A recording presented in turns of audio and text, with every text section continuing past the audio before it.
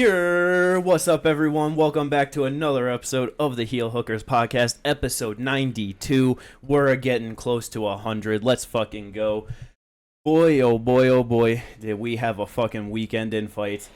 We did have PFL on Friday, which, I mean, in all honesty... It was a great card for PFL. It's incredible. It sucks that it happened this weekend for them, honestly, because no one cares. Yeah. It's hard for me to even care about it, and I truly enjoyed it after the weekend that we had. Yeah, we had fucking... oh my god, yeah, it was so incredible. 55ers and 205ers on the card. I think 13 bouts, only a single one of them went to a decision. Every single competitor for the 205-pound bracket got a first-round finish. Absolutely incredible, but it don't mean fucking shit, and it has, like you said, I have no feelings about it after what happened on Saturday. Before we get into all that, UFC 300, all the good shit, like and subscribe if you enjoy the content. We appreciate every motherfucker that does. It really helps out, so let's fucking go. Oh, UFC 300, though.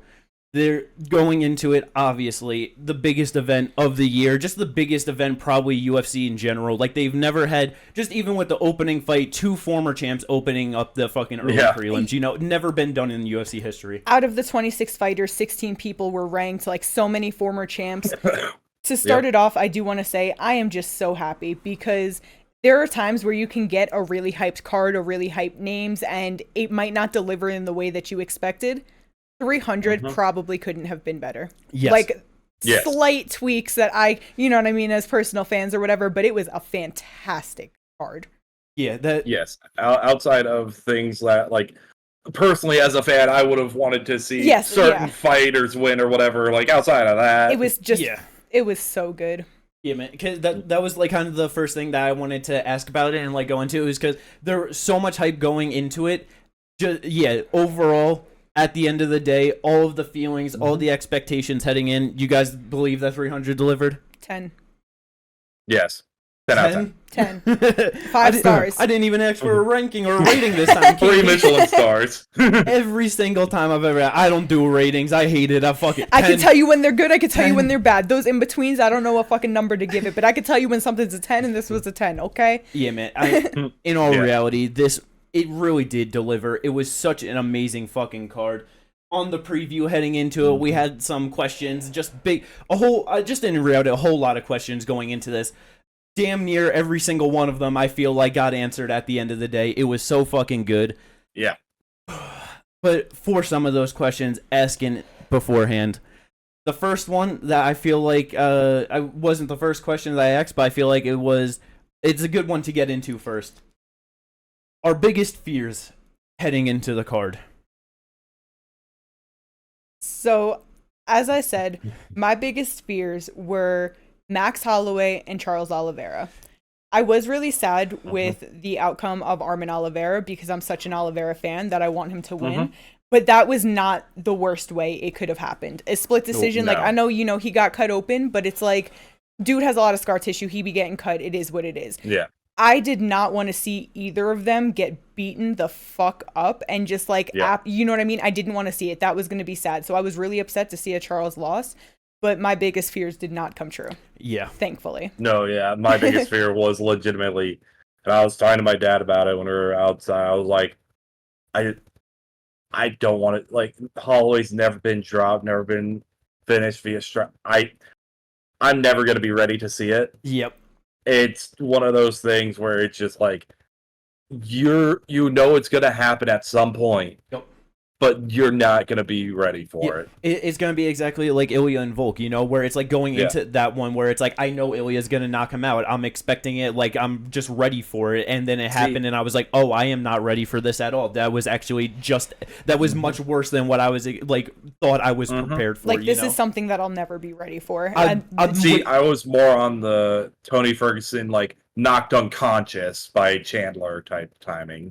That's what I was thinking of. I didn't even think that was going to happen, but I just, like, bigger than Oliveira, like, losing, but, like, I didn't want to see Max's chin get cracked. I didn't want to see him get hurt real bad and go down off of it. I didn't want to see him get knocked out. I didn't want to see any of that. Like, I know he had a flash drop, but they didn't credit it to Gaethje. I know, like, we saw it, but it wasn't given to because he really did get right back up. Yeah. So it's like that was not the worst that could have happened by any means. No. Yeah, not at all. It just... So... should we just get into that fight? I feel like we have to because yeah. we're here. Like the biggest easily the biggest moment on the card, no doubt about it. There were 2 title fights after it. That should have been the main event with how that played out and everything. Just absolutely, even Dana White said it in the post-fight press conference himself, that performance and that fight just sucked the energy out of the crowd afterwards. Like, I'm sure every single person that was watching this card had the same exact just emotional dump and fatigue after this bout. Bro, I don't know a single person that doesn't like either of them for real. You know what I mean? Like, everybody loves them. Everybody knows them to be exciting. And I'm sure everybody had nerves of, like, what is going to happen. And then the way it played out. Yeah, for real. Because the final result of the fight, Max Holloway defeats Justin Gaethje via 5th round KO. 1 second left on the score clock. 4 minutes, 59 seconds. Bro. The last time I can remember seeing that, like, something like that happen was Korean Zombie versus Yair Rodriguez. Yeah. Which a much different, like, scenario just in general, because Yair was easily losing that fight, needed that Hail Mary knockout, and Korean Zombie rushing forward and he gets it. Max just easily ahead of. So I don't know how you were scoring this throughout, like, you know, everything, Ginger, but like up into the 5th round. I know 2 of the 3 judges scored those 4 rounds. How? 2 to 2. Really? 5th. Yes. Really? I had it 3-1 going 3-1. Yeah, okay. I had it 3-1 going into it, but it's just Max on my. But was easily winning that 5th round though. Yeah. So Max in my heart was easily winning that fight. Like like we all said, we had him up 3-1. Like, it was just a masterclass on his part. He was eating so many of Gaethje's shots, and it was just. It wasn't even your typical Max performance because he can have a much higher output in other fights. But it was just like we were talking about, Max hitting him with that 1-2, maybe 3. And I mean, Gaethje hitting him with that 1-2, maybe 3. And then Max returning with fucking 6 or 7. It just, it was too much for Gaethje. And the power he has at 55 when he committed there, it was devastating. He had Gaethje on skates multiple times. Yeah. But then going into the 5th round, Max easily winning that round. It was like 15 seconds left on the clock. Gaethje hits him with the spinning kick. Max the Rolling Thunder. The Rolling Thunder. That's what it was. I'm sorry. Thunder. Max motions him to come to the center of the cage. They start slugging. Max does his right here, right now, to Gaethje of all people. With 10 seconds left on the clock, so scared. slugging it out. No technique, no care, just there to kill or be killed. And with 1 second left, overhand right, just drop Gaethje like nothing. Yeah. Yeah. Me and Jimmy Lost it. Absolutely lost our minds. Like, it was just an iconic moment, just history right there. Because it's like, because obviously, like, the biggest moment of him doing that before was him versus Ricardo Lamas. You know what I mean? But that's 3-round fight before Max, like, was the great person that he is. Ricardo obviously was, like, a great fighter at that time, but was never, like, a champer. You know what I mean? Just a much different scenario. And, you know, it ends up going to, like, the decision. They're just swinging to the end of it. So in a moment like that, those stakes, everything, and like you said, Gaethje of all motherfucking people, you don't brawl with Gaethje. That's not what you do. You're like, no. It's always a bad idea. Yeah. Gaethje has as many bonuses as he has fights for a fucking reason. The human highlight. He is there for a war. Like, that is what he is there for. It's just to stand in front of him like, yeah, right now, let's slug it out. That is just insane. And then to be the one to get the knockout, it's like, bro didn't have to do that. He was already winning. He was clearly winning that fight. Even if you wanted to have it 2-2 headed in, he was easily winning round number 5. Bro, it's just, but the amount of love and respect he would have gotten, like, for not even to, like, before the motion, like, if none of that happened, and if, like, they just had a normal last 10 seconds and he won that fight, the amount of fucking, like, holy shit, Max fucking did it. But then to end it like that, to just add that extra little spice. And then Also, let's give it to fucking Gaethje, because in the last second of the first round, Max threw that spinning kick, hit him right in the face, broke his nose. Dude was mouth breathing for the next 4 rounds. Yeah, because that's the thing. Like throughout like the actual fight, it's like I was so surprised because Gaethje, his uppercuts are just absolutely nasty. He uses them on basically everyone he fights. Just vicious shots, right uppercut, left hooks, just monstrous. Max was the one coming out there with clean uppercuts throughout the entire fight. Gaethje just going back to a little bit, like Max was kind of forcing like a little bit of the old style of Gaethje where like he's just getting into these car crashes and he has to just like cover up, just high guard and just ducking into a lot of it. You know what I mean? And Max was just ripping him apart for it. Gaethje just, like you said, he was landing like a lot of really good shots. The left hook right hand was landing so much on Max where like Max's iron chin just holding up. Like wasn't, I don't even think like he wasn't even fucking cut or anything on his face like at the end of the fight. Like no real damage on Max, which is just the most damage was his crazy. Swollen lead leg, because Gaethje was tearing his leg up a little bit in the beginning, but it's like Max, and not only his iron chin but his iron will. You can't just break him down. He's gonna fight through it.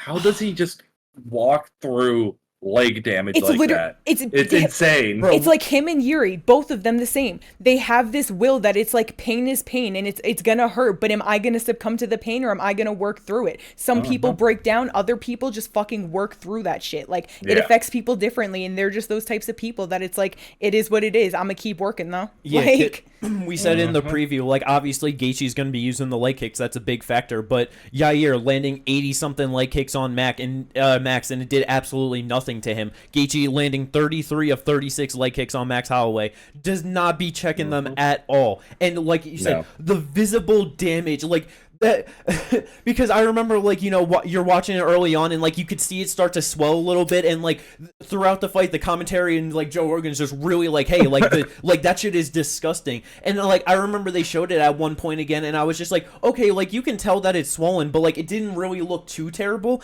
Then the camera cut and you saw his other calf and it was just like, oh, okay, yeah, no, you actually saw the real size difference between it. It's like, yeah, that shit's fucked. And like you said, the unbreakable will of this man, it cannot be fucking denied, the greatness that he wants to put out in the fucking octagon, man. It is just what a fucking true, like, just blessed to fucking be able to watch his performances. You know what seriously, I mean? Like that's how it feels. It's just a blessing to be here for his fucking career, because it's like, man, what better people to fight for the BMF? And like we talked about, just the extra icing on the cake of those last 10 seconds because he ain't have to do that. It's like the truest of baddest motherfuckers. Both of them, if we're being honest. But you know, Max taking the belt, it's like it's what I thought it would be, man. Just a fan's fucking delight. As terrifying as it is, what a great fight that was. Fight of the century. Yeah, man. Like just absolutely incredible. It's for Gaethje to take the fight, not having to, like, he could have just probably sat out for a title shot. You know what I mean? It just he could have been the one fighting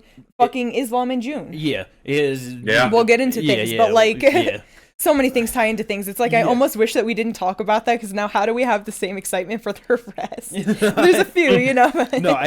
But yeah, man, just legendary performance from Max. 32 years of age, been in the UFC for about 12 years now, and I genuinely think that at 32 years old, 155 pounds, this might be like the best Max Holloway that we have. That was so incredible. Because so many people, you know, like thinking that he might be done and stuff, but it's like, dude is 5'10" at featherweight. He's had a bit of a hard time making weight. Not that like he's missing weight, but just that the cuts are rough on him, you know? He's 32 years old. He's up 10 pounds. It's like, this is his prime. He might have been around for a long time, but he is in the prime of his life at the age of 32. Going up 55, I would not be surprised if this is where he really just like, as much as he's done, he's going to show out now. Like, and with all that, he gets the beautiful finish. Gets $600,000 in bonus money. Gets the fight of the night, performance of the night. Absolutely beautiful. That's fucking 12 normal bonuses of work right there in a single fucking fight. Incredible for Max Holloway. Win money, show money, 2 bonuses at $300K each. Like fucking beautiful. I'm so happy. He got his wish that Coleman wrapped the belt around the winner. Yep. Fucking Gets on the mic, calls out Ilya, saying that he's been running from him, he's ducking him. Yep. And bro, when they cut to Ilya's face in the crowd, holy shit, I have never seen that man look nervous or anything in any sort of spotlight that they have shown him in. Looked shook. That man looked like he just witnessed a murder. Yeah, because that's basically what fucking happened. I know, like, but legitimately, I think it's just like him looking at it, like, because for the most part, it's like, oh, this guy's all volume, no power, and then it's like, last two, it's like, oh fuck, he's got some power now. Because with Korean Zombie, obviously, like, he even said it himself, like, his chin is gone and that's why he can't fight anymore. Yeah.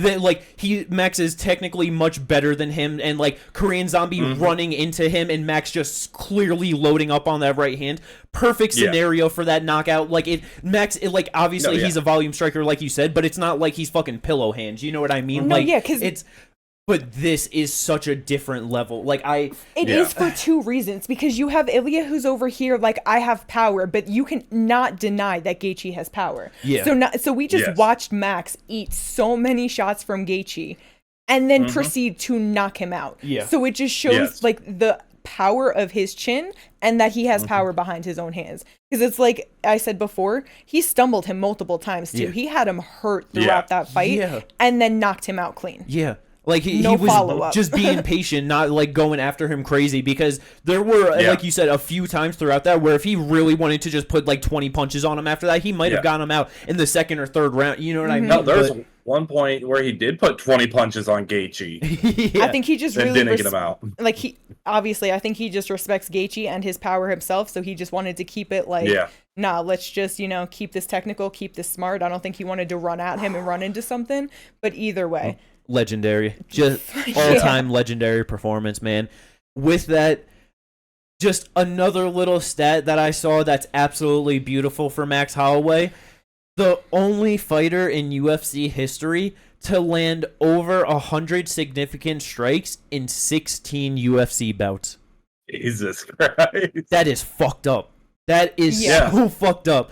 He has 3 fights that he's landed over 200 significant strikes and 1 over 400. So, what do you mean? He still threw 309 in this fight. Yeah, but we're talking about landed. Yeah. It's I know. Stupid. And he was only 19 away from getting to 200. Yeah, man. Almost doubling up on the fucking total strikes landed and significant strikes. They were all the same fucking between. I was about to say, this fight, it was going to all be the same. Yeah, but just incredible. With this performance, like, as soon as it happened, it was just like, all I could think, you give this man anything he wants. That Max deserves anything the fuck he wants. What do you guys want to see him in next? I want to see him versus Ilya. I really, really like him as a 55er, but if I'm going to be honest, as much as I love him at 55 and his performance here and the way I think he could fuck people up, I still think that Islam's wrestling will be a huge issue, and I would love to see him get a belt again. I just hope that, like, he can have that same power and everything at 45. That's really what it is for me. I do think it'll be a fun fight either way, but it's like, even seeing Ilya shook like that, I'm like, man, I want that fight. I can't deny that it's not going to be a great fight. What about you, Ginger? What would you like to see from Maxi Boy next? Same. Yeah. I want to see him against Ilya, and I just, because the BMF belt is a belt without an actual weight class, you can legitimately make it champ versus champ, both belts on the line. You could. To really build up that hype. You could, but at the same time, it's like, when it comes to the BMF, I really like what's been behind it and the people that have fought for it, and I don't want it to just change off so interchangeably like that, because to me, as, like, don't get me wrong, like, Ilya's tough as shit, like, he's a good fighter, but, like, he's just not in that BMF right now. You know what I mean? It's just a different, it's a different thing to me. Yeah. Because even with, like, Usman, that, like, as the champion was knocking people out and looking great with the hands and just actually, like, being like a fucking bad motherfucker. And they're, like, when Masvidal won it and then fought him for the title, they weren't putting it up for, you know what I mean? Like, honestly, for me, am genuinely worried that with the extra size that Max put on to fight Gaethje right in this one, It's gonna be rough. yeah, I don't think that he is going to be able to go back down to 45 and be as good as he was in this fight, because two fights ago, his fight with Arnie, like, Arnie's a great fighter, no doubt about it, but like Max didn't do as good, and he let Arnold get off with a lot more than what he should have. Bro, to beat Gaethje like this, this is his best performance probably since Calvin Kattar, and even though Max landed so much against Calvin Kattar, it's like Calvin still landed more on Max in that fight than what Gaethje did. Like, this was a true masterclass that, like, I don't know. I genuinely think that this is where he belongs. I feel you. I love 155. I know the wrestling is scary, but it's like, I don't think he's going to get washed out in the grappling like Dan Hooker or Bobby Green or someone like that. And with just how he fights, he's probably going to bring a bit more of a fight on the feet to Islam than like Volkanovski did in the first one. Also being more built up for the weight class than what, like, I genuinely think 155 2024, this is Max's weight class, and this is where we can get the best out of him. No, I do. If he goes down, he's gonna fuck himself. I do agree with that. That's why I said, like, I like him at 155. It's just like the whole Ilya concept. I know, but then if that's the sucks. case, keeping him at 155, I kind of like the idea of him versus Oliveira. I do and I don't, because it's one of those things where I love them both. I don't want to see either of them lose, but that's gonna be so good. And if Max could beat him, I've been saying that I would love to see that fight. It's so possible. And with how Max, honestly, Max versus Charles Oliveira is the next fight to make, in my opinion. It's just... Yeah. I like it. Because we can also... Because kind of just rolling into, like, the questions, too, from the preview, looking at, like, what was your... the fight that you were most excited for. Kate's most excited for fight was the Charles Oliveira fight. No, it was not, because I was scared for that one. Because remember, it was actually Diego Lopez and Sadiq, which I kind of did want to get into off of that question. Okay. Well, I figured going to Oliveira was just off of that. No, we could talk about Oliveira. But, so yeah, because we're saying that Max should fight Oliveira next. Oliveira fought on the same card with Arman Tsarukyan. Goes to a split decision. Arman gets it done. Ginger, do you think Arman should have been the one to get that decision? It was a very obvious Arman second round. Yes. And 1 and 3 really comes down to how much you value submission attempts and, like, very close submission attempts. Yes, because I don't know, man. With because like you said, I personally was thinking 29-28 Oliveira, but I was like, wasn't gonna be mad either way type thing. That was kind of how I was feeling as well. I thought that Oliveira should get it. I had a feeling that the judges would favor Arman, but because bro, that third round, at the final fucking 10 seconds when Oliveira had that shit locked up, when Arman's body went flattened out, I genuinely thought he put him to sleep right there. Like, that was so fucking close, and then Arman put the thumbs up, and it was just like, okay, like, he's not gonna get the sub here. But, yeah, the third round, it was so close. It just, with those two submission attempts, I mean, Arman did land 13 more significant strikes, 18-5, but it wasn't like the significant strikes he was landing in round 3 were not the elbows and shit that he was doing in round 2. You know what I mean? I felt like it was close enough, like, and not that big of a difference, like, throughout the striking. I felt like Charles should have been able to get the decision with those two submission attempts in round 3.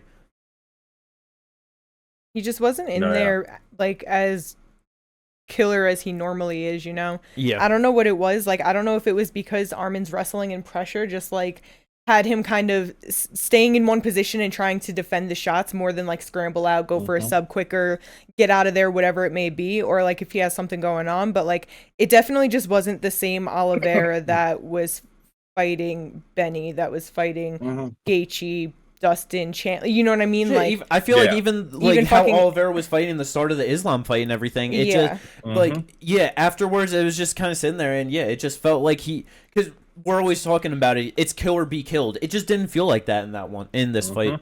Yeah. And like you said, it very well could just be because of the top pressure and control of Arman, but it was a little bit lackluster to just, I don't know how, like, the fight worked out.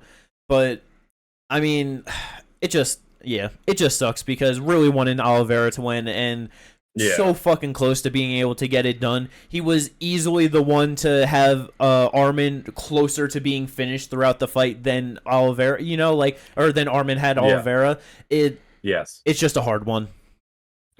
Yeah, I was very sad. If that had been a mounted guillotine, I think he would have got it in the first round, but that's how it goes. Yeah, so fucking close. Either way, both of them were showing so much respect to each other. They both knew how dangerous a fight it was on either side. No, literally, after the first round, hugging before the second round started, hugging after the round, hugging before the third round started, hugging, like... Yeah, it definitely good for Armin. He makes that, 4 in a row now, I believe. He's been on a good little run. You think that performance is enough that... because so in the post-fight press conference, it was announced Islam, he is defending the title in June against motherfucking Dusty Poirier. Let's fucking go. So we got to see how that plays out, but do you think he should be the one in line to get the next shot at Islam? Yeah, for sure. There's nobody else. Although it does kind of suck that they announced it right away because I feel like Armin would have taken it in June. I know, because for them to announce it after, it felt like they were waiting for the results, and it's like, I don't know if they did talk to Armin at all, and if he was like, no, I'd rather sit out, because obviously waiting till October from now, it's really not that bad. Yeah. Or whenever Islam defends again. But, yeah, I don't know. I feel like he probably would have taken it. But either way, it's good that they're doing it right away because it just makes the timelines work. Armin can sit out, get healthy, and have, full time to get ready for that camp and get ready for that fight and shit. So, yeah, I think he's next after that, 100%. Yeah. No, yeah. Yeah. There's no one else for Armin to fight. Let him fight Gaethje and Max gets the title shot, I mean, I wouldn't mind that. Nah, but yeah. So fucked up. I know. It's one of those things, I love Max decision over number 1. Max had a dominant performance, highlight reel knockout over number 2. So true. But nah, he should be the one to get it. Because then in the meantime, that's why I don't want Max and Oliveira to fight. I want it as a fight fan. It's so good. It just is perfect for the actual division. But from me, I don't want to see either of them lose, and it sucks because it's I almost want Max to win, but I hate saying that because I don't want to see Oliveira lose though. No, it fucking sucks. Well, but if Max won, legendary. He's up next. Yeah, no, exactly. Yeah. That's the thing though. It's I'm looking at it. It's I mean, at this point, Oliveira, if he fights on his next fight could be against Gamrot. Yeah, because that's fought Gaethje. Fought Poirier, just lost Armin. Gamrot next after that. No, yeah, it's definitely going to depend on there's just so many moving parts into that because it's going to be depending on when Ilya wants to defend the title, when Volkanovski wants to come back because they're obviously going to want to run that in.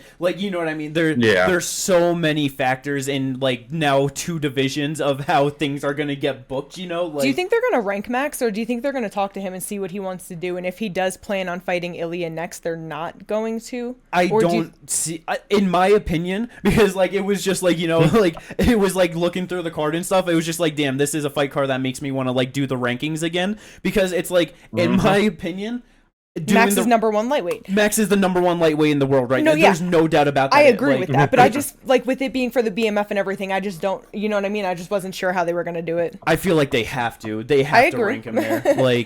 And because that's also the thing too. It's really not the UFC that actually does it. It's the media, so it's. Yeah. Well, no, some of the media members have actually come out, not publicly, but through other people as sources, and said, yeah, no, we technically send in our rankings, but the UFC just does what the fuck they want. I gotcha. Yeah. But, I feel like there's no way Max doesn't get a ranking at lightweight. You gotta. Yeah. Yeah. Oh, but yeah, so just another great fight, but we can go into the next one. We're talking about some pay-per-view card, like the ones on the pay-per-view portion. This fight on any other pay-per-view, it could be on the actual pay-per-view portion. Kate's favorite fight, and it was just a great fight going in. Yeah, so with this, the reason why it was my favorite fight over the other ones was the lack of fear behind it. Yes. Sadiq Yusuf versus Diego Lopez. Bro, my fucking boy, he went out there and absolutely smashed Sadiq. Smashed him. Bro, hit him with an uppercut, dropped him. Like, he was kind of he was hitting him with the ground and pound. Ref didn't call it, so Sadiq was able to work back up because he's definitely one tough motherfucker. Oh, yeah. He gets back up, hits him with some more uppercuts, and he's down. He was out that time, just covering up. There was no point in working up. It was over. Yeah. We've been saying that, obviously Diego in his debut looked fucking amazing. Since then, he has ran through unranked guys. It's like it's time for a ranked guy. Sadiq was going to be this tough test because he's so tough, and like butter. Sadiq in his last fight went 5 rounds with Edson Barboza and ate over 100 significant strikes. I believe it was like 180 significant strikes Barboza landed, including multiple wheel kicks to the head. Yes. And to add on top of that, Yusuf almost finished him in the first round. He emptied his fucking gas tank, and by the middle of round 2 was exhausted and still survived the next 3.5 rounds with Edson Barboza. 1 minute 29 seconds, he was out.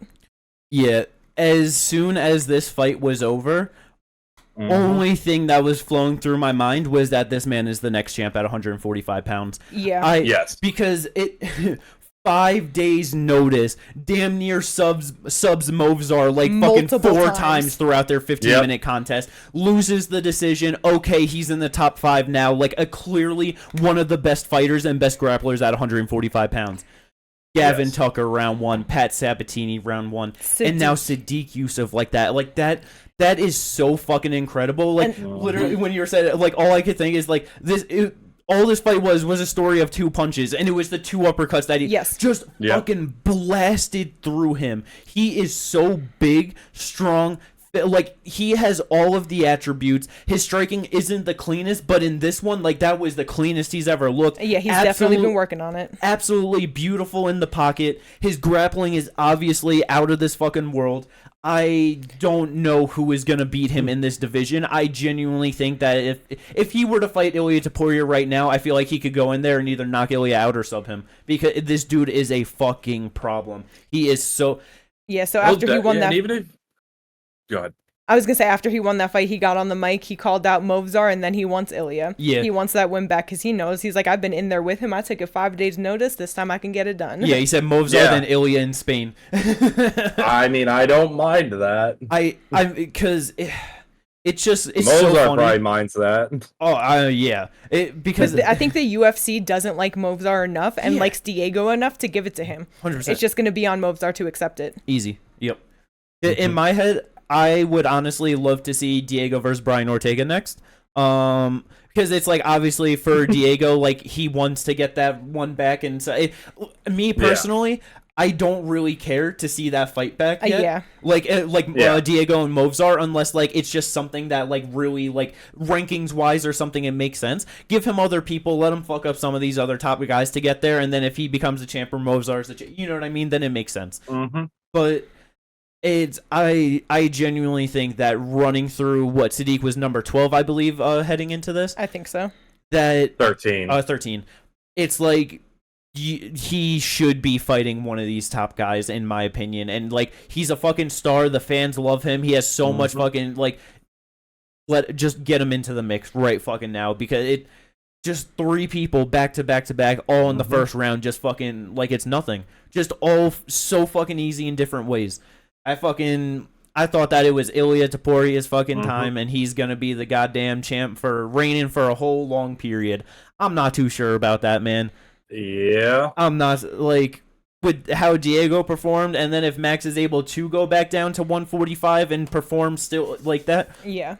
Oh man, I don't know. I don't fucking know. He is in for some rough fights, that's for sure. Remember, way back before he got the title shot, we were all like, Dana, do not give Ilya Max Holloway. we know that this tends to be what you want to do, but don't fucking do it. Yeah. Yeah, man. We have been on that train. We were on that train for a long time. No, and yeah, even this then, is like, facts. it's like, it's like you want new people to be title contenders, don't give them Max. exactly. And now that he's here, it's like, well, you can give him Max now. Yeah. Whether he wins or not, I mean, that's on him. Exactly. I mean, 3-fight winning streak now, 2 fights in his actual division, Yep. so it's like... Yeah, man. But yeah, Diego Lopez, absolute fucking monster. I love Sadiq Youssef too. It just which made it extra sad to kind of see. It's like that's the thing with even Max and Gaethje. It's just love Max, and like it's just like right afterwards, it's like damn poor feels Gaethje. so bad for Gaethje. Just Yeah. I mean, it was the same thing with Gaethje Poirier. Yeah. That's awesome for Gaethje, but fuck. Exactly. Oh, so many great fights though. Where should we head into the next one? Real quick. Yep. Staying on Diego. Because I don't think Brian Ortega takes it either. I think a really realistic person in that top 7-6 range they could get, go to Manchester or wherever you're going when you're going back to England, Diego Arnold Allen. No, not my boy. No, you don't do that to fucking Arnie, man. When did Arnie fight? January. It was January. Diego's gonna fight 2 more times before Arnie comes back. Be real. Because in the preview you brought up Josh Emmett, which was a great one. After watching that, yeah, no, after Josh alone. Yeah, after watching that, I'm like, fucking give him Mozart again. Diego's like 6 inches taller than him. Probably has like a 7-inch reach advantage. There's a reason I didn't bring him up again. Okay. I know. I had to bring that. Like, don't even go with that. Let this man have a good fun fight for his retirement fight or something. You know what I mean? I mean, shit. Bryce Mitchell lost his last one. They might give him Bryce Mitchell. No, God fucking no. Don't even nah. Dude just got blasted through in 1 punch. Let's give you the guy who just blasted through Sadiq in 2 uppercuts. Oh my god. Yeah, no. That's You why, know that Dana White would do that. But this why. But like, he has to get like. Bro, you don't fucking higher. destroy 13 like that, and then you get number 10 off of the worst knockout of 2023. Look, I agree with y'all, but I'm also trying to look at is what would the UFC do? They're up. Like it's Movzar, it's potentially Arnie, it's fucking Brian Ortega, it's whoever one of those top guys that are taking it. That's as high of a ranked guy that they can get to accept the fight against Diego Lopez. That's probably who he's fighting. Really, the reason why I do think that it's going to be Movzar is because the way Dana was talking about him after his fight with Arnold, it's like... Exactly. It was so uncalled for. It's ridiculous that I would really not be surprised that that's what he tries to go for. So that it's like, fuck it. Hopefully Diego gets it this time. I think he can bump him out the top 5. Yeah. But yeah, absolutely incredible though. Hopefully he does get a big step up. Next going into it. So as other questions, we're talking about storylines heading into this one. The 2 big ones that we brought up, number 1 was obviously Jim Miller, A10 taking on Bobby Green. I was hoping when Buffer was announcing that he would pause so that the crowd could yell fucking. Yeah, that would be awesome. That would have been awesome. But no. Yeah, this was such a rough fight to watch. Bobby Green with the absolute masterclass as well in this one. Yes. Having the biggest striking differential landed on this card out of anyone else. He absolutely beat the fucking dog shit out of Jim Miller, man. They could have ended that fight in the 3rd round. They fucking just letting Jim tough it out and survive it to the end. With how fucking much of a dog Jim Miller is, the 1st and 3rd round still landing big shots to hurt Bobby. When 3rd round, he's been getting the piss beat out of him. Fucking cut underneath the eye, cut over the eye, face covered in fucking blood. He lands that fucking right hand, looks like it wobbles Bobby, and then you see Bobby clinch. I was just like, he fucking made Bobby clinch with him. Like, you gotta go. Didn't have it in him to fucking keep putting on a sustained effort like that. 40 years old to be absorbing damage like that. That was rough to watch, honestly. It was. Great for Bobby, though. showing that just even though he got viciously, just that terrible stoppage by Jalen Turner was not a problem, wasn't like the life-changing or career-altering beatdown that like, you know, we were worried for. He looked absolutely incredible. Yeah. He did. And yeah, just the speed was honestly like the biggest factor in this one. I was very surprised to see Jim not attempt grappling at all throughout this fight. I very much thought, especially earlier on as he's starting to get hit, that would be something he would try to do. It's like, you know, that Bobby's just gonna explode with like you know, like fast punches awkward down the middle, angles. just try and like duck under. I don't know. It just, but yeah, Bobby's just good, man. Fourth time is the charm for the UFC 300, and I mean it.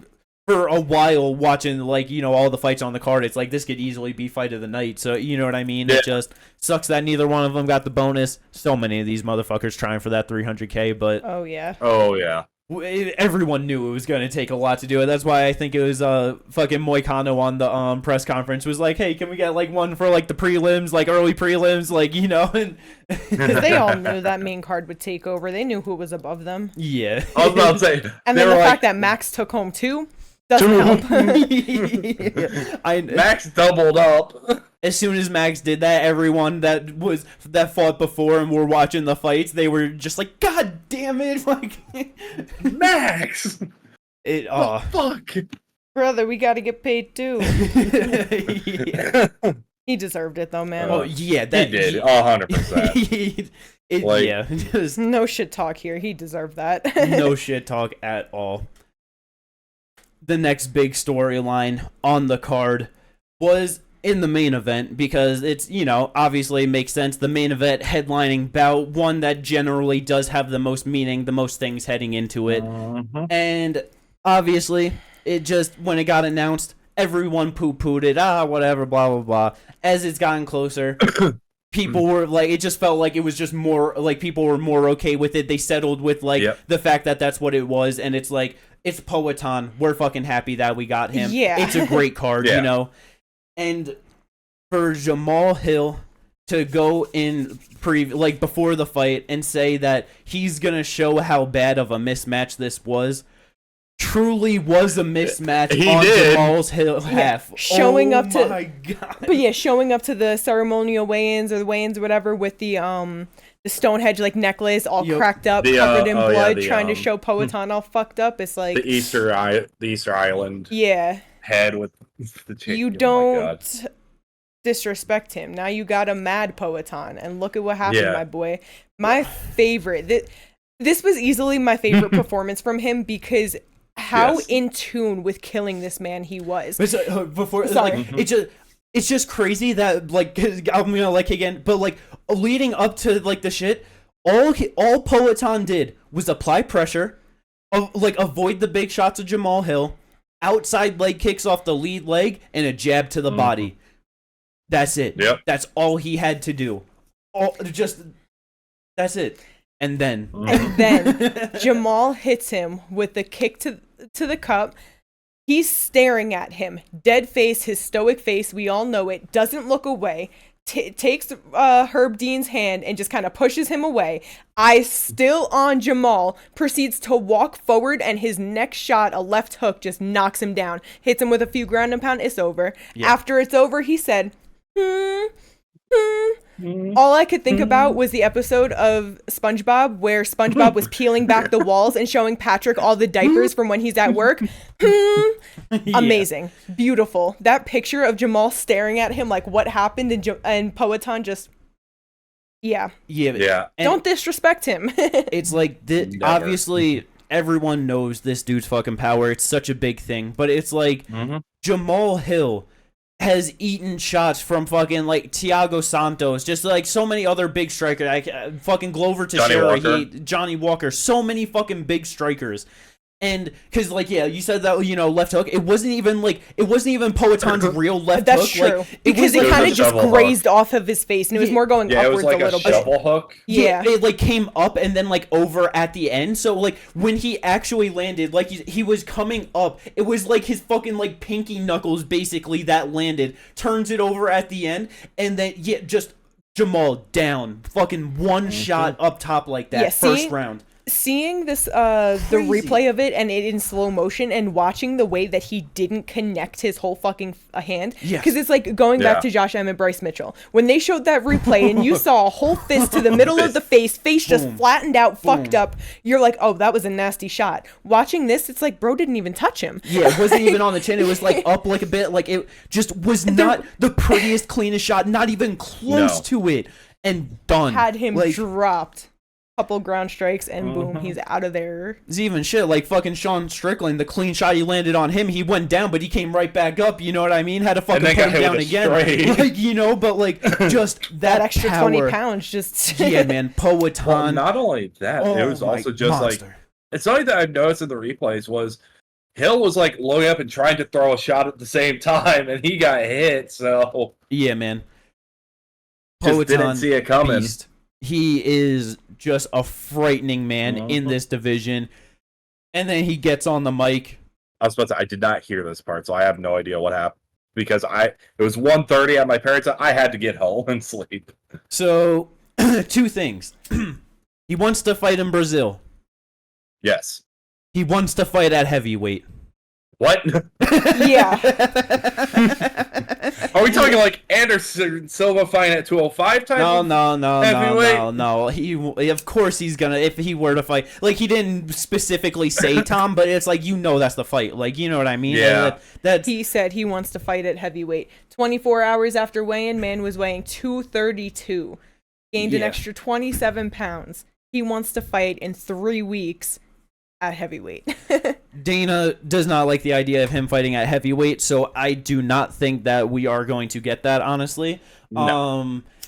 And I just don't know if I don't know if we're gonna end up getting him on the Brazil card, honestly, just because such it's a hater move. It's such a hater move. It's really because they're not gonna make like a shit ton of money at like the gate or anything like that at Brazil. It's because Uncle Dana hates his kids. He does hate his kids. But it's already a good enough card. They're gonna sell out in Brazil. Like, you know what I mean? They don't need to like lose out on all this promotion in a big event with Poaton as the big star. Because but no matter who Poaton wants to fight next, if he wants to defend that title, if he wants to move up to heavyweight, I'm so down for it.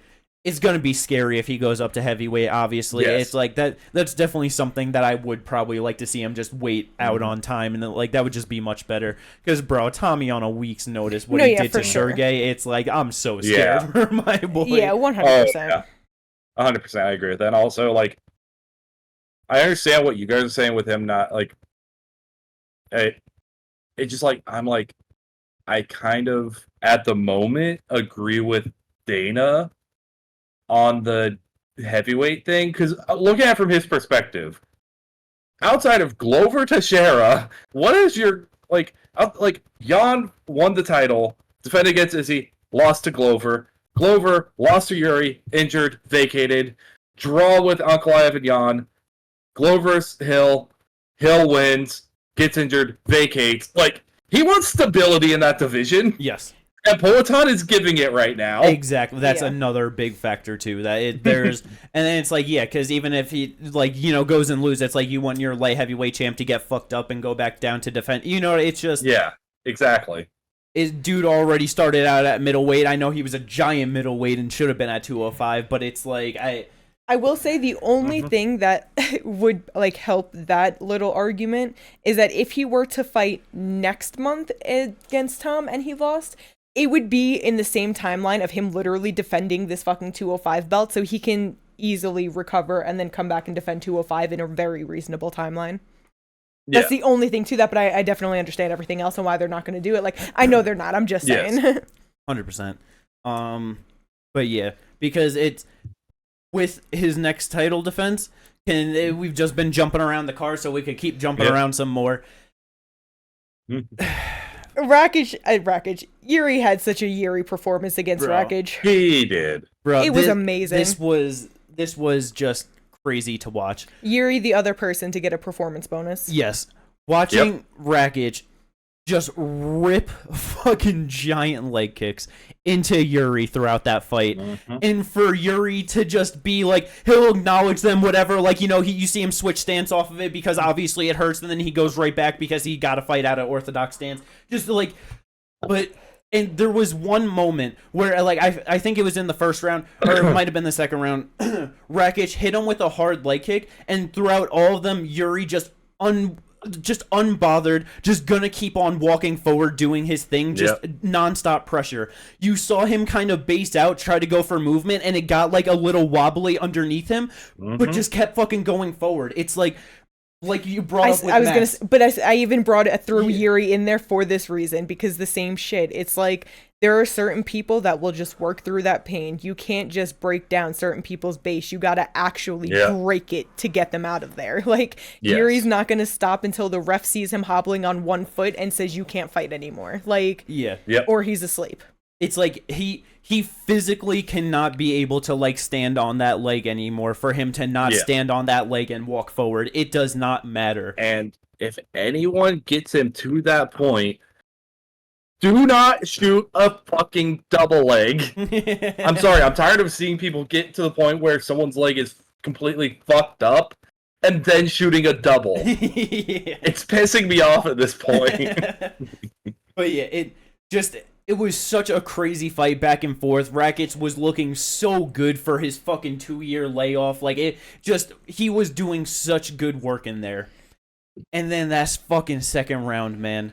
That right hand that Yuri landed, that was, the sound on it was disgusting, because there are so many times where it's like you have a loud crowd, you can't actually hear the strikes that are landing, and then like in the replays they'll be like, oh, listen to this on the replay, and they'll kind of isolate it and then, you know what I mean, play it back. As he hit that, I fucking heard it. It was just like, oh fuck. Rakic kind of falls into him, stumbles around, doesn't even fucking score a knockdown. Like, for Rakic to stay on his feet in that is just absolutely incredible. But Yuri Prochazka, man, don't ever say this man isn't a samurai again. You will get fucked up. Yeah, bro. I was about to say, that shit is in his heart. Things have been said in MMA. It seems the talks that you weren't a samurai really infuriated you. Like, in what other context would you ever hear those words? Because it's like, bro knows. He's like, nah, that shit is in my heart. And it's like, you cannot take that away from certain people. It's like trying to tell Max and Gaethje that they wouldn't be gladiators back in the day, that they're not current day warriors. You know what I mean? Like, you can't say it. It's just, Yuri is a live by the sword, die by the sword type of person. And he is there for the war every time. And it's why he won, because he's going to eat your shots and proceed to walk forward. Like, if these were actually the days of samurais and stuff, he would be fighting people with swords. And if he got his arm taken off in a battle, he would grab his sword with his other arm and fight until he bled out and died.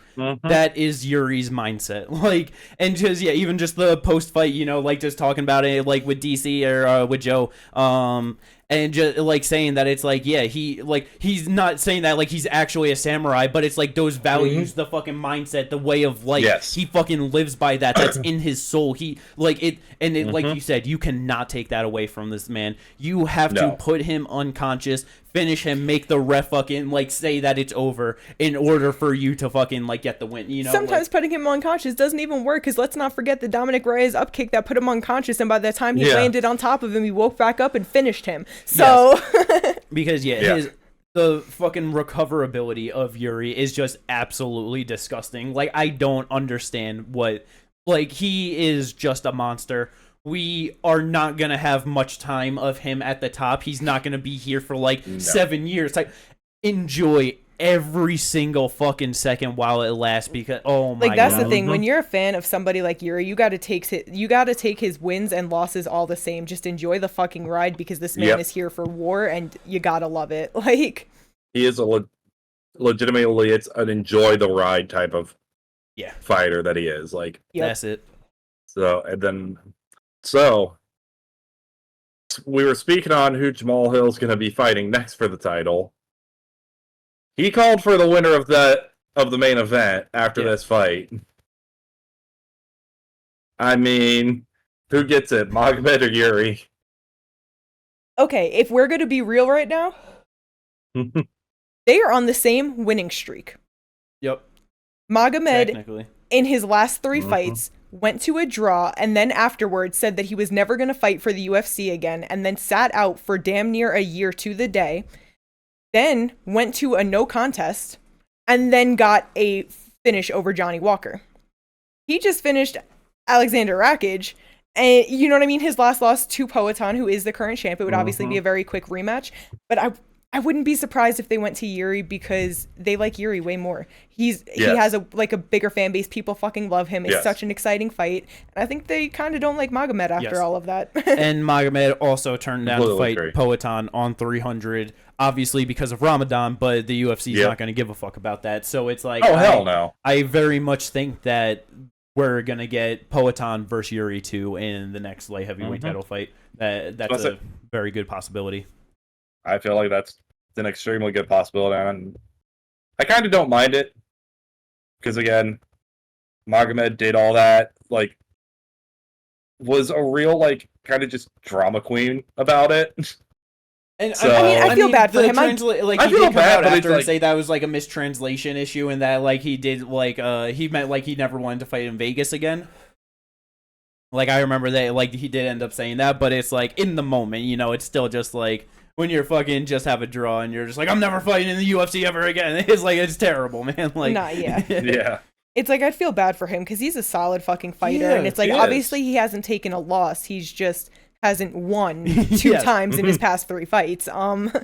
So it's just with all of that, I don't think he's gonna get it, but I do feel bad, but I'm sure with one more win that he would get it. Yeah. I feel Magomed versus Jamal. Yes, that's exactly. We're gonna get Poaton versus Yuri again, and then we're gonna get Magomed versus Jamal. That's very likely the next outcome. And then Krylov versus Rakic. Let's go. Yeah, sure. Let's fucking go. Hopefully, Krylov could get a fight this year. So I'll take him against anyone. But yeah, so definitely some fun title fights in the future for 205. But going back to the last title fight on the main card, it was the co-main event. 2 Chinese fighters, the first ever in UFC history of 2 Chinese fighters going after it in a title fight. Zhang Weili defended her title over 5 rounds, unanimous decision. Yan Xiaonan. I have a few different feelings about this one. First thing, fight probably should have been ended 5 minutes of the first round with Yan Xiaonan basically she got fucking put out. Yeah, she wasn't basically asleep. She was asleep. She was asleep. Zhang, because being underneath her in the position, so having to get up. She pushed her up and she came back in that moment, and I feel the ref didn't catch it in that time. She was unconscious. Yeah, and it's by the time they saw the replay, what are they gonna do? Stop a fight that's actively going on and look stupid and ruin? They couldn't do it. So that sucked. She should have gotten that. So that was definitely sucked on Zhang's part. Also, but she had a very dominant performance, easily won the fight, but it just wasn't the most impressive to me. She did say afterwards that she just at some, I don't know what at point throughout the fight, but she basically just blacked out and doesn't remember any of the fight at all. So it's probably with Yan just landing one of the first big shots that she landed, it probably just rattled her, you know what I mean, and just was basically fighting off instinct throughout that.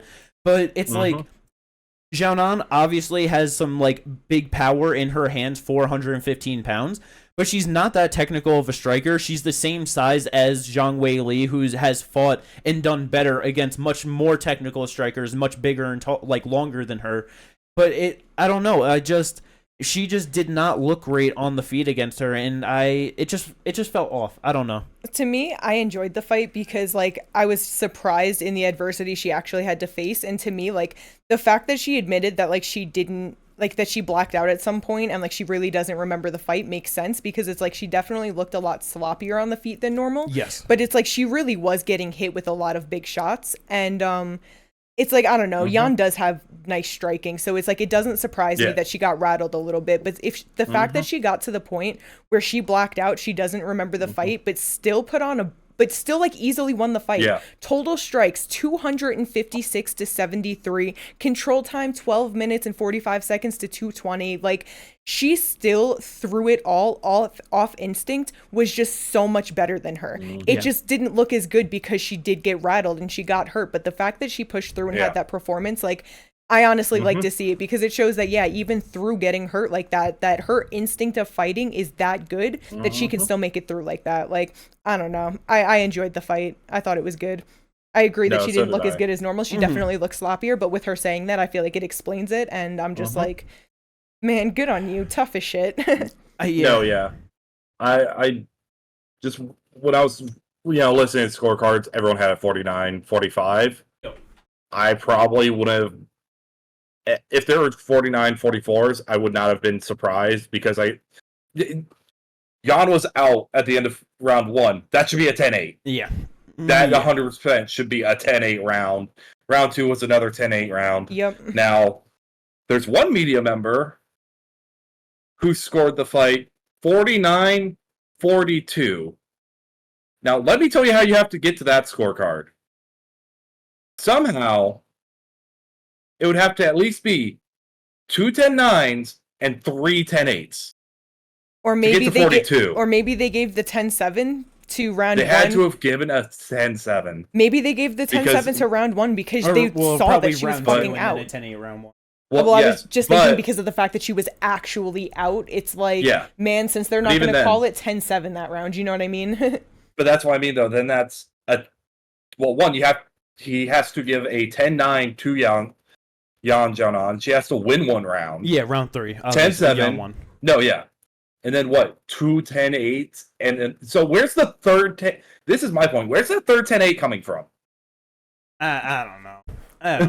Like, I just saw that. I'm like, what? I mean, round 4, 59 to 10 total strikes with 3 minutes and 42 seconds of control time. Like, I guess.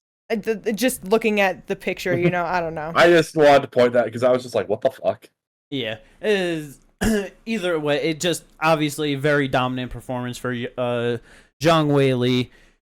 With that, probably whenever Tatiana is healthy, they should just book her in a title fight, I would assume, right? Like, there's just no one.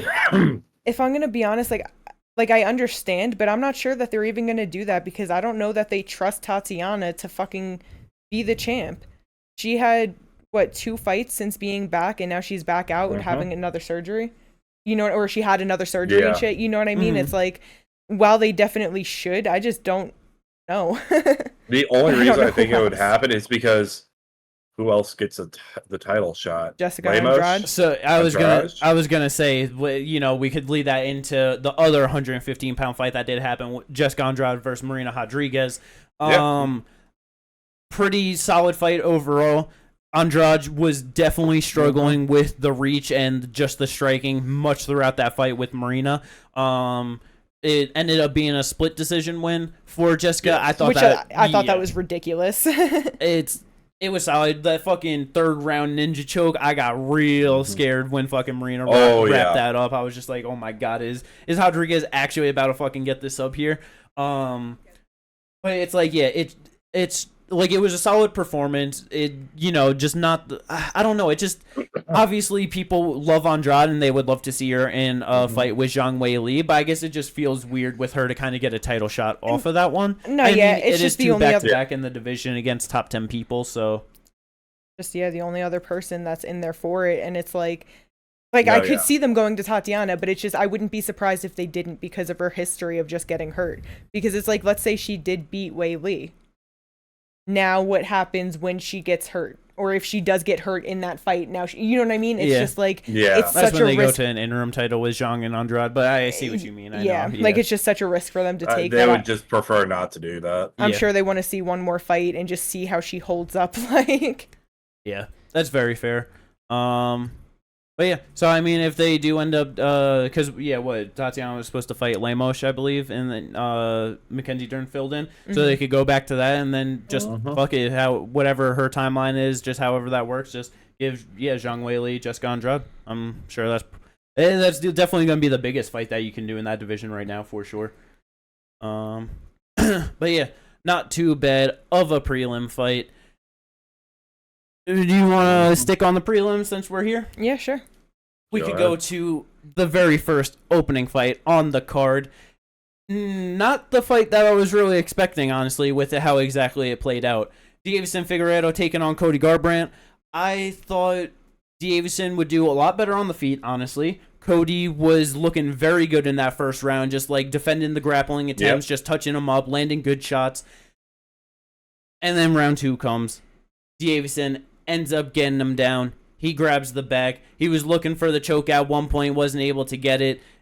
Gets back on it. And the fucking, as soon as he got it under the neck, you saw how tight that fucking shit was. And it was just like, okay, yeah, this shit's done. Like, bro, did you see the post of all the pictures of and like different views from like all the fights, just like the main points? But there was one of them, and it was just a close up of Cody's face while he was in that choke.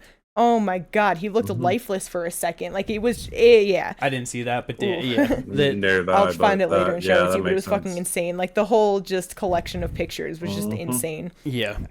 But I kind of felt bad for Cody afterwards because he was having a good fight. He was performing very well. Because going into it, it's like Deiveson was hurting Rob Font with everything he touched him, so I just thought that it could very much be the same thing. But Cody, even though Deiveson was the smaller guy moving up, Cody was definitely the faster striker in there. There was no doubt about that. But yeah, man. But yeah, just absolutely great performance for Deiveson. Good on him to get the submission. He called for a title shot afterwards. He said, give him that belt. He ain't getting himself a title shot with that. 135 is in such a weird spot right now with how it's going. I feel like there's a chance he could get like Song, Cheeto, Piotr, just depending on timelines and how the UFC wants to match him up. But I feel like someone around there is probably what's going to be next for Deiveson with trying to push him up. Definitely hard to tell with this division. Yeah. I wouldn't mind him versus Cheeto. Yeah, that would definitely be especially a fun fight. Considering like Cheeto just lost to O'Malley, had lost to Corey before that. Alja's out of this division. Merab's fighting for the title next. Yeah. Makes sense. Like maybe like they end up doing like Piotr Cheeto, but I don't know like why, but I could see it happening. Yeah. And even then, like, I wouldn't mind, like, Figueiredo versus Cejudo. Yeah, they're not going to fight those. They train together, but... Yeah. Yeah. Unfortunately, but... So who knows where they'll go with that. Yes. But I just realized the next fight on the card that we have not talked about. The last fight on the early prelims. Biggest fool of the night award. Yes. Fucking goes to Jalen motherfucking Turner. Bro, I'm watching that, and after everything played out, I'm just sitting here like, I can't even imagine how Ginger is reacting right now. Like, listen. Physically, not much. In my head, I'm cussing at myself out. Like, how the fuck do you do that? Bro. Yeah, because it's like with this $300K bonus award, everyone was way too much in their head about it, and Jalen fucking fumbled it. I'm not a hater. I like Jalen, but man, he fucked up. Because in the last couple seconds of the first round, he knocks Moicano down with a big shot. And instead... Beautiful right hand down the middle, man. Clean. It was so clean. And instead of following up or even looking to make sure he actually knocked this man out, he walked off. And when the ref is like, fight, he's like, what? And at that point, like, when Moicano got knocked down, Jalen didn't watch to see this, but his head never hit the mat. His eyes were never closed. He wasn't out. He just got knocked down. So with that, he was right back up. Fight continued, and he proceeds to get finished ground and pound in the second round. He fucking lost it. If he would have followed through and smashed him a couple times, fight would have been over. Yeah. First round finish for Jalen Turner. Because that's the thing with like someone like Sean O'Malley. Because like the instant thing off the top of my head, it's like him versus Thomas Almeida. Yeah. Since the very first round, he's hitting him, dropping him with shots, and he's trying to walk off. But he's walking off at an angle where he can still see Thomas on, like, the side and see that the ref isn't stopping it, so he can then continue to have the fight going. To turn right the fuck around and just walk it, like, like, it was confirmed that you just fucking secured that. And then, like you said, to just be like, oh, what? Like, the fight still go, like, bro, he's not out. He could very much still fight. So fucking Yeah. that was, oh my god, that was Jalen's fight to lose, and he absolutely threw it in the trash can. Like that was just fucking so crazy to watch. Bro, It really was. He grabbed defeat from the jaws of victory. Like, what the fuck? That's not what you're supposed to do. Yeah, man. It's like, because going into it, it's like, you know, obviously we were talking, and like Jalen was supposed, like, he should have won. He like just much technically, just a lot of ways he was going to be able to get that done. I knew that Moicano, like, I was giving him a little bit more of a chance than, like, you know, what you guys were. He able to grab that takedown round one, gets damn near 3 minutes of control time. Once he got on top and was holding him, like, he was just able to do much, like, you know what I mean? It was just all Moicano's game. And then, round two, goes out there, gets the takedown, and just starts putting the fucking beating on him. Was looking to, like, he was doing such a good job in so many points where, like, just being on top, like, floating positions with Jalen, like, whether it was just, like top half or, like, 3/4 kind of mount, but then just, like, grabbing the, like, far side wrist around the back. So, like, if Jalen just makes one small, like, mistake, he's taking the back right away to set up a choke. Like, Moicano was all over him in the grappling. It was just so good. And then, ground and pound finish in the second round. Moicano wants money. He cannot afford to lose. How many years do you think he has not been paying his taxes? Yes. Boy owes money to a big man somewhere. He cannot afford to lose. Big man IRS. That would be the real fighter thing. You know what I mean? But yeah, just absolutely beautiful for Moicano to get that done. Just terrible for Jalen, man. Yeah, so ridiculous. Hate it. The next big one to get into, though. UFC debut. A former PFL fighter, Kayla Harrison. Former PFL champ. Two-time Olympic judo champ. Just she's fucking amazing. So many questions going into of the weight cut and everything. Had a feeling that she was going to make weight. Friday, 136, makes it. When I saw her in the ceremonial weigh-ins, like fucking, 12, not even 12 hours later, less than that. And how much bigger she looked than weigh-ins. Yeah, looks so much better. It's like, okay, rehydration going great. This is going to be no problem. And she just fucking destroyed and mollywopped Holly Holm. There was no fucking competition in that fight at all. 2 significant strikes for Holly Holm in that 2-round fight. Minute 47 seconds into the second round. 51 significant strikes for Kayla. I like Kayla being able to throw elbows. Me too. I really enjoy Kayla as a fighter because she really is aggressive. She came out when she had her down, just finally the freedom to throw elbows again now that she's not in the PFL, and she did not hold back. It was beautiful.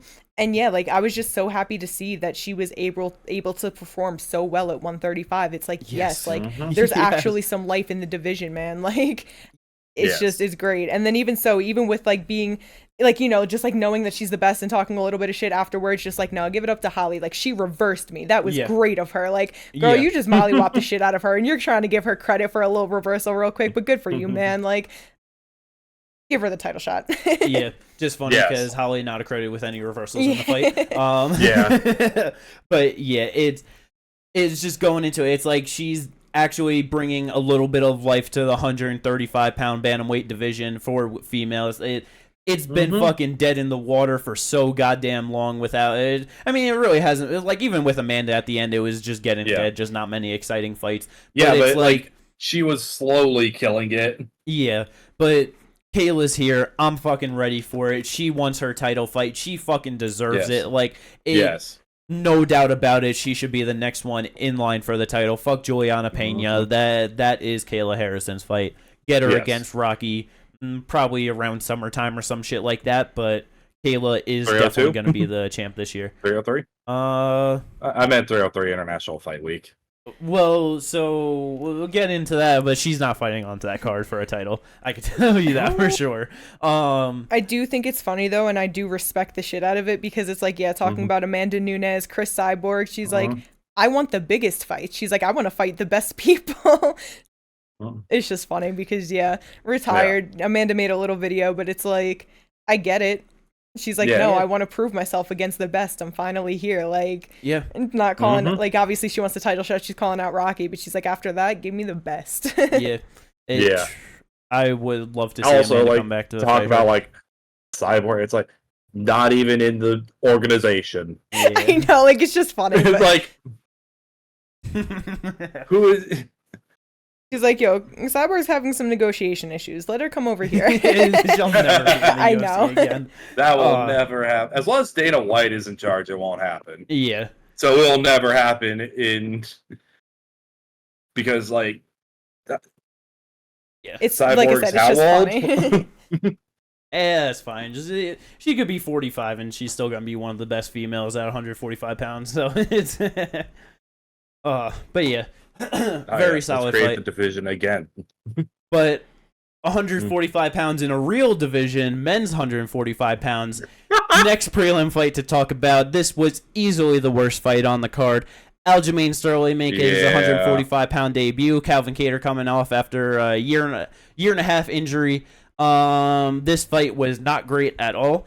Kattar started off good, defending the takedowns better than what I thought he was going to be able to.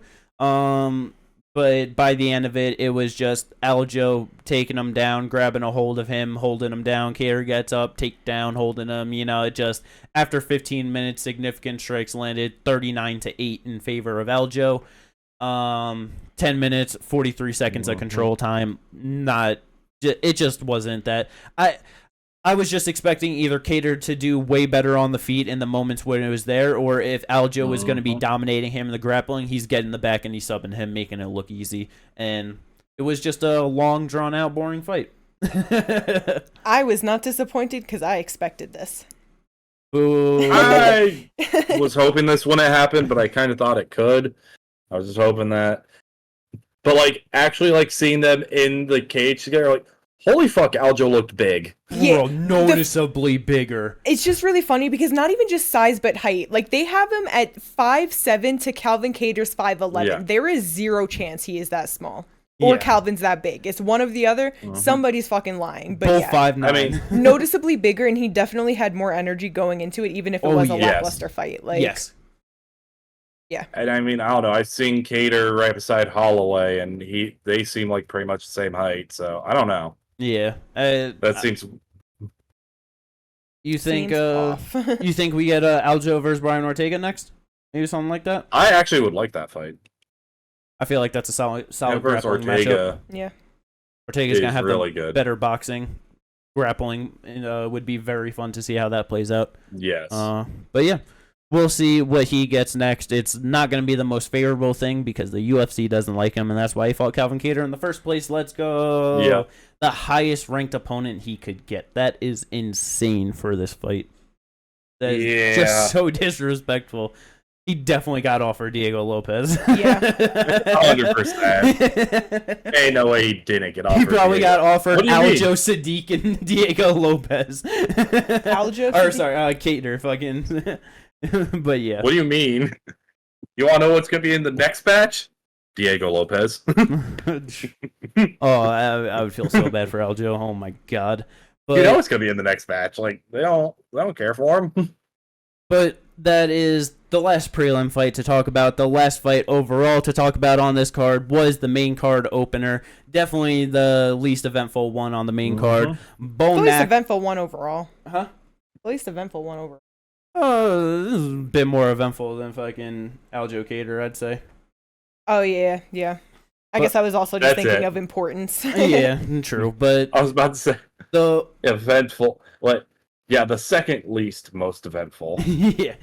The only fight on the entire card that did not feature any ranked fighters in it. Bo Knuckle taking on Cody Brundage. Bo, he took him down. They did start the fight throwing bombs at each other, which I was just like, okay, this is getting fucking crazy. And to be fair, Brundage did defend the grappling once it got to the ground a lot better than I thought he was going to defend it. Hell yeah. At one point, he straight up just threw Bo off of him. I was like, oh, wait, is this going to go this way? Shoved him like that, I was like, oh, shit. Really? It's just funny Also, because like, oh sorry. Something really funny when like Bo was like on his back, but Brundage was holding the one arm, and he's getting hit with those small shots, and he's just like, yeah, like that was so funny. Yeah, because he had his arm around him and he was just kind of like throwing hammer shots Just up. like, And yeah, Brundage. Oh wow. yeah, that was definitely the greatest thing Cody's done in his UFC career so far. Yeah, it's just really funny though, like thinking about it, because it seems like at first they were throwing more, but yeah, the significant strikes 8-4, but total strikes 45-33. Yeah. But either way, it started off fun, and then yeah, Bo struggling with the wrestling a little bit, and then round 2, he got it, no problem. Yeah. Yep. It just definitely, and even Bo said it himself that like it wasn't like a great performance. He was poo-pooing it right away. So I was gonna say thumbs down. The second they fucking called it, he fucking put a thumbs down for his own self. Yeah. So you gotta like to at least see that he can acknowledge that. You know what I mean? Yeah. And he even said it himself. This was his 6th professional fight. Yes. Fighting in the UFC against people that have more than double the amount of fights that he does. It's like... Yeah. Usually have twice the amount of wins as he has fights. Cody has as many losses as Bo has fights. Yeah. Yes. But the call out afterwards. Holy fuck, Ginger, did you hear it? I thought I did, but now I'm confused, so no. You don't know what fucking Bro, I know he said Hernandez. Yeah, he said Fluffy or Kapilov or or anyone else that like the UFC. Bro, those are 2 great call-outs. What the fuck? Those are. He literally just went on from saying that he only has 5-6 now professional fights. Like, he gives 10 or 12, he'll be in a title fight maybe. And then proceeds to call out a ranked guy and a guy right outside of the rankings who just fought for that spot. A deadly striker and a great grappler. Like, the experience level is so different. What insane call-outs to make. I am so down for those fights. Yeah, to struggle with the grappling for the little bit that he did against Brundage, and now let's say if like Fluffy goes out there and just out grapples Delidze, makes it look easy, and then they book Fluffy and Bo, like I have no faith that Bo's getting that fight done. Like, no. Fluffy went out there being awkward with the left hands against Kapilov, hitting him with big shots on the feet, like doing good, like no faith that Bo is winning that fight. And then on the flip side, Bo ate a couple shots from Cody, but Roman is a much better and more deadly fucking striker and just kickboxer overall. And he was doing good defending the grappling against Fluffy earlier. That's what I was just going to say. And like he was doing good at first defending against him. It's like... what insane call-outs. Because obviously, it's like he's unranked. It's not like he's going to call out, Hamzat, I want you. Like, I want this top guy. It's like he's calling it out smart, but what deadly guys to be calling right outside of the rankings or right at the top of it. It's like... I was expecting a call out to GM3, honestly. That's honestly what I was expecting from Bo. You see so many people call out old men. Yeah. Him going out GM3, I was, in my head, I was like, what would be a really fun matchup? Adolfo Vieira. Yeah, that would be a fucking, like, a real good one, too. That'd be such a tough grappling test, for sure. Yeah, exactly. The Iron Turtle, like... yeah. There are so many good guys outside of the top 15 at 185 pounds right now. Like, from, like, 16 to 30, like, just a whole bunch of monsters. But, yeah, man, that was not the performance you want to see going, like, ahead into calling out guys like that. But I'm here for it. I don't give a shit. Yeah, man. If that's who he wants, fucking give him the big dogs. Let's fucking see what happens. It's yeah. But UFC 300 in the fucking books. Incredible. It was so fucking good. And then just late at night, so fucking tired, just laying in bed waiting like 25 minutes for Dana to get on the fucking post-fight press conference. I was like, you motherfucker. And then to get the announcements. We mentioned it earlier. Islam Makhachev defending his belt, 155 pounds, June 1st, Dustin Poirier. That is, I'm so happy for Dustin getting his 3rd chance. He's absolutely gonna fuck it all up by jumping the gilly again. I'm so happy for him, but he's gonna throw it away. He doesn't care about winning. He wants to get the gilly, and he's not gonna. Yeah. Anyway, first round arm triangle choke for fucking Islam. I really hope that doesn't. If Dustin jumps the gilly, man, I'm just gonna be so disappointed. Like that's in this particular matchup, he learned from his mistakes against Khabib, and hear me out. Instead of trying to continue the guillotine grip. When he gets to like side control, he's going to switch it to a Darce. He's going to win by Darce because that's one of the only ways he's won by submission before in the UFC. That would be absolutely incredible. He's got to work with all the best grapplers across the world that do guillotines. You know what I mean? But yeah, it's just going to be incredible. But the co-main event, 5 rounds, middleweight division, former champ Sean Strickland taking on Paulo Costa. You gotta be a guy like Paulo to lose to Robert Whittaker and then fight up the rankings and get the #1 contender. Yep. You know what I mean? I absolutely love it. It's like it was just one of those things where he's just a fan favorite. Everyone loves him. Even though he lost to Whittaker, he looked absolutely incredible for like his own skills in that fight. Where it's like I knew it didn't make sense, but that was kind of the fight that I wanted to see him in anyway. So it's like, let's fucking go, man. I'm happy the UFC paid Sean what he wanted, and we could get this fight done. Yeah, which I understand. I'm just saying here, like, I understand that maybe Whittaker wanted a little bit more time or something. They're saving him for the Australia. This isn't the car that's in. When is Perth? That's like August, I think that's happening. So but Whittaker's fighting in Saudi against Hamzat. That's right. I forgot Whittaker's fighting. Because that's what I was gonna say. Is that on top of it, it's like, who else is Sean gonna fight? They're probably gonna do Izzy Drukas. Yep, that's gonna be in Australia. Sean and Jared Halpin. You know what I mean? It's just like, Paulo. See, Ginger, what you're not understanding is that the UFC doesn't love Robert Whittaker like you. Like, I know, he was already a champ and already had the big fights. They got the value out of him that they want, and now it's time for the new guys. Paulo's giving current value that they don't see out of Whittaker, and they see the future value of Hamza. No value. Shut the fuck up. Bro, Paulo's definitely more of a fan favorite than Robert Whittaker. Come on now.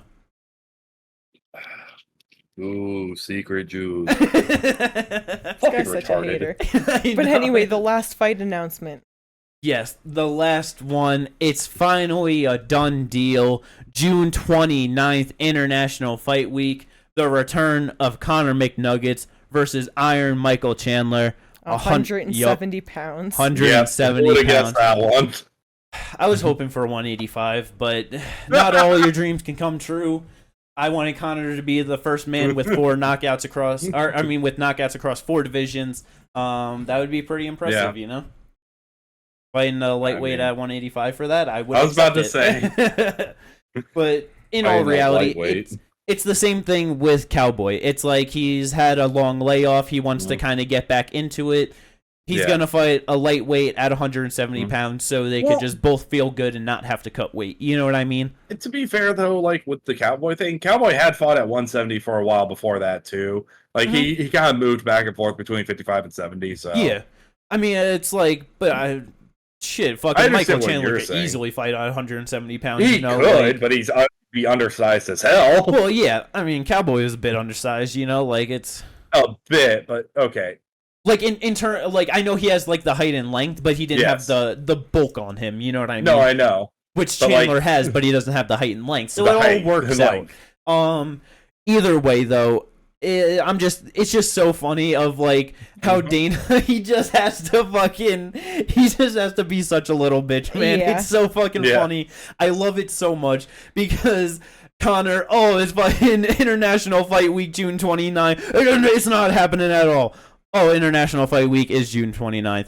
Oh, Conor's gonna get announced to fight there on the press conference. Don't believe anything you read on the fucking internet. It's all bullshit. And then 2 days later, he announces it for that date. Anything anyway. It's like, bro has to be the one to break the news. God forbid he does. Spoilers happen. It's like that's what happens, bro. So now it's just not gonna get announced. It's just he's mad that he doesn't know where he can plug the leaks from. I think that's what it is. It's impossible.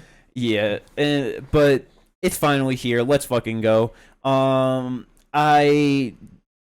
hope that Conor's able to get a spectacular victory in there, and then maybe we don't end up seeing fucking Max Holloway versus Charles Oliveira. Maybe we see Max Holloway versus Conor McGregor at 155 pounds. That's very much a potential. That's another fun rematch that could happen. I was about to say, that's a fun rematch. Max can get paid. Yeah, man. So this is just going to be such a fun, explosive fight. It's going to be great. Yes. I'm here for it. Let's fucking go. That's how you do International Fight Week, is with a Conor McGregor fight. Yes, sir. The last other things that we didn't touch on were Tapology results and all that, which, I mean, I guess we can just skip over it, right? Doesn't matter. I won for the second week in a row. Boo. Starting up my 15-week streak. You're lucky that I didn't believe in my heart. I should have gone Aljo and Moicano like I wanted to. I should have. I went Aljo. Yep. By decision. Yep. I'm happy that I avoided the Rakic decision. That would have brought me down further. Yeah, I wish you did. I was so good. I knew I had to. It was like, it doesn't feel right. I did Yuri third round knockout, though, but he got it done earlier. Sad. And gave me the perfect. I did have 6 semi-perfects on the card, which is pretty spectacular. Yeah, I had, what, like 4? I think so, yeah. Yeah, I fucking had 3 crazy. semi-perfects. Yeah, so Kate gets first card. place, Jim Bob gets second, Ginger gets third. A classic result. Not classic for this year, but overall, you know. Boo. And then we also had some draft picks fighting on the card. For me, sadly, I gain a point this week with an Armin Saryukian split decision.